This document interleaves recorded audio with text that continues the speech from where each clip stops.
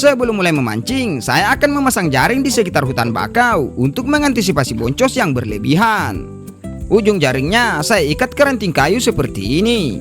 Kemudian saya bentang lurus dan mengikat ujung satunya lagi. Nah, jaringnya sudah terpasang, bosku. Sekarang saya bergeser ke laut yang sedikit dalam untuk mulai memancing. Dan hari ini saya tidak mau boncos lagi, bosku. Setelah menemukan lokasi yang cocok, galah ini saya tancapkan ke lumpur untuk digunakan mengikat perahu, karena perahu ini tidak memakai jangkar, bosku. Kemudian bersiap-siap untuk mulai memancing. Umpan udangnya saya pasang dulu, kemudian satu persatu pancing saya lempar. Setelah pancing terpasang, doa saya panjatkan agar rezeki hari ini lebih baik dari sebelumnya.